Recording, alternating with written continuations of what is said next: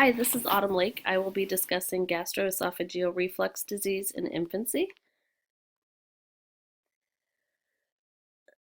Within the first 2 months of life, as many as 85% of infants regurgitate frequently throughout the day. So it's very common. This is referred to as gastroesophageal reflux. It is described as effortless, and parents usually say the baby is spitting up a lot. GER is the regurgitation of gastric contents into the esophagus or mouth. This typically resolves by the age of 1 and appears inconsequential in the absence of other concerning findings. However, it is still very distressing for parents and accounts for numerous pediatric office visits per year. The treatment for GER is parental reassurance. However, it must be differentiated from gastroesophageal reflux disease. Gastroesophageal reflux disease, or GERD, involves troublesome symptoms or complications associated with GER. It's much less common, affecting only about 8% of infants and children. It can involve serious long-term side effects and does warrant an in-depth workup. The most common symptoms that you'll hear are the baby spitting up a lot, vomiting, or regurgitating. So these are the other signs and symptoms that are associated with GERD. There's both esophageal and extraesophageal. And these are the signs and symptoms that would differentiate GER from GERD. Red is the most common symptoms that are described by parents. So those include recurrent vomiting or spitting up, poor weight gain, weight loss or feeding difficulties, excess irritability, and arching of the back, which is thought to be related, like a pain response in the baby.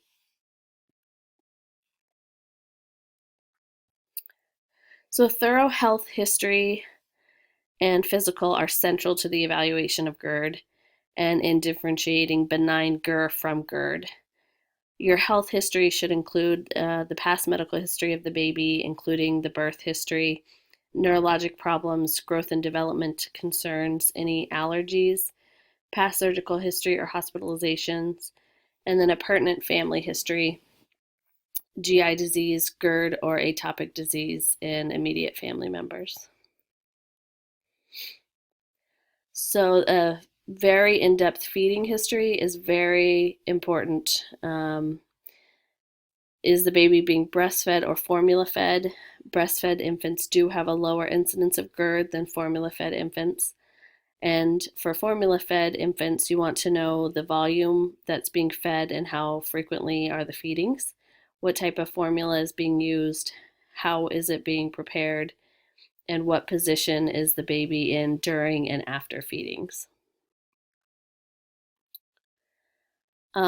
So this is gonna be an in-depth conversation with the parents, lots of questions, and these are gonna help you rule out other potential causes of vomiting or excess spitting up in a baby.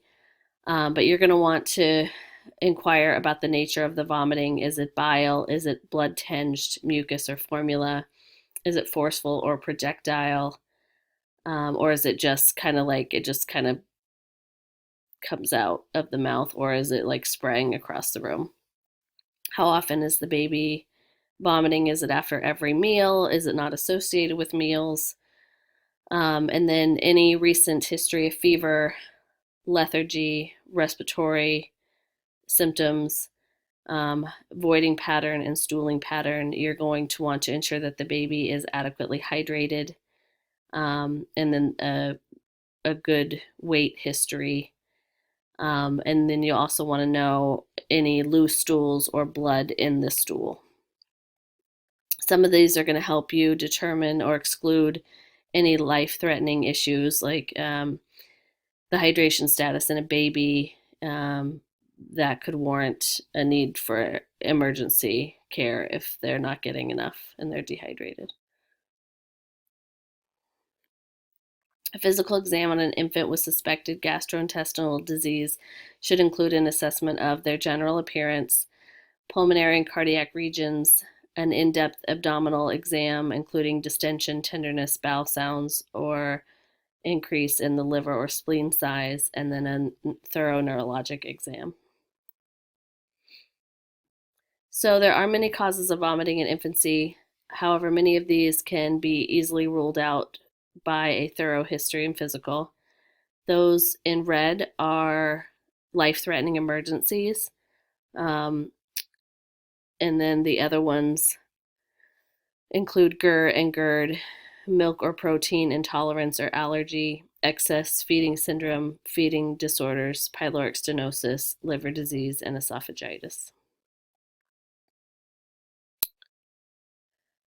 So there are many tests available. They're often reserved for complicated cases or when conservative measures have proven ineffective. They should be tailored to each individual patient and based on your H&P findings. Diagnostic tests include manometry, barium meal, scintigraphy, pH monitoring, endoscopy with biopsy, and sonography. Many of these are likely beyond the comfort level of the F&P and will warrant a referral to a pediatric gastroenterologist. Sonography is one that most practitioners will feel comfortable ordering. It's non-invasive and easy to do. It can be done in some primary care offices if the practitioners have taken a course in ultrasound and feel comfortable doing that, or it can be easily done on an outpatient basis. But it is used to evaluate the anatomy and esophageal length, and studies have shown that it can diagnose GERD as well as pyloric stenosis.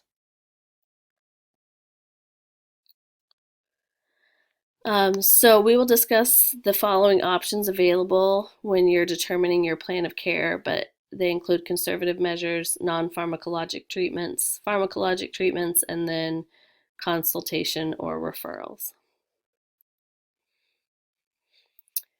So conservative measures, including parental education, is going to be your first line treatment. This includes just basic parent education, feeding the baby smaller amounts more frequently. So this will be determined based on the age of the baby, but typically 1 to 2 ounces, and then wait maybe 15-20 minutes and then feed another ounce or two. You'll want to burp frequently throughout the feeding. Ensure that the baby remains upright post-feeding for at least 30 minutes. Remind them never to prop the bottle. And then there are different nipple types that, depending on the type of nipple, will either decrease or increase the volume or how fast the formula is coming through the nipple. So it's important to discuss that. Ensure that nobody is smoking in around the baby, including in the car. And then if the mom is breastfeeding, she can trial eliminating dairy and eggs for a minimum of 7 days. And then some other foods that have been known to cause issues are soy, wheat, corn, and peanuts. So often she can remove those and see if there's an improvement in the baby, and then slowly bring them back in if she's eliminated multiple foods and see if those start causing the symptoms again, so they can determine exactly what it is that's causing the issues with the baby. So also included in the conservative measures is changing the formula. So Similac Sensitive, Enfamil AR, and Gentilese VS are all designed for babies with gastrointestinal issues or colic. They are typically about the same price as standard formula. However, Nutramigen and Alimentum, which are basically the same formula but made by different suppliers, is preferred. It's typically used for babies who have known soy or lactose intolerance. They are lactose-free, soy-free, hypoallergenic, and they're amino acid based, so it's small proteins that are very easy for the baby to digest. However, they are very expensive. Some insurance companies will cover the cost of the formula with a prescription if a diagnosis has been made. I'm not sure about Medicaid. Um, and then the other option is to thicken the formula or breast milk with 1 tablespoon of dry rice cereal per ounce. Conservative measures, including dietary changes and positioning, has resulted in a reduction of symptoms for infants with GERD. And then one study did show a 24% resolution of symptoms were seen in 24% of infants after a 2-week trial of changing to a protein hydrolysate formula thickened with 1 tablespoon of rice cereal. So that formula would be the Nutramigen or Alimentum. And then avoiding overfeeding, avoiding seated and supine positioning, and avoiding exposure to tobacco smoke.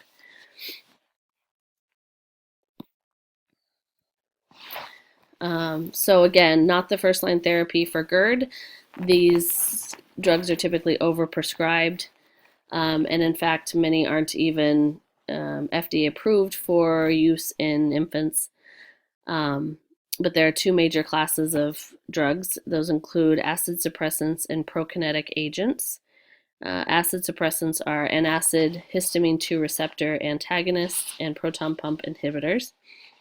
Antacids are not recommended in pediatrics. Those include sucralfate.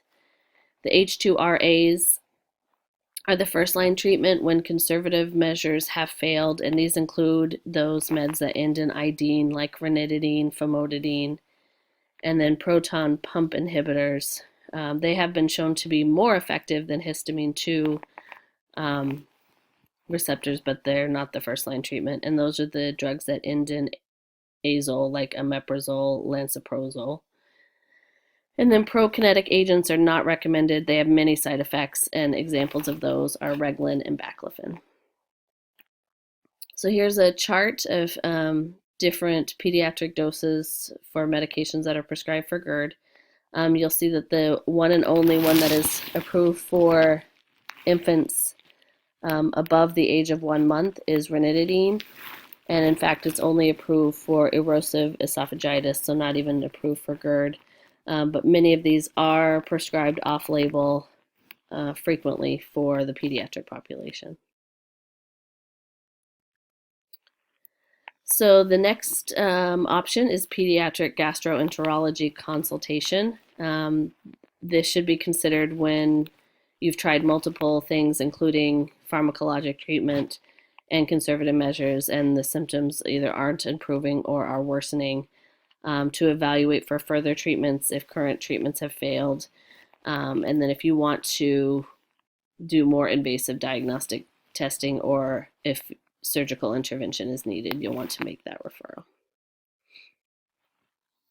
So these patients will need frequent follow-up, including frequent weight checks in infants with poor weight gain or failure to thrive. So you're going to see them likely multiple times as you make changes or prescribe medications, and just see how they're doing and if their symptoms are improving.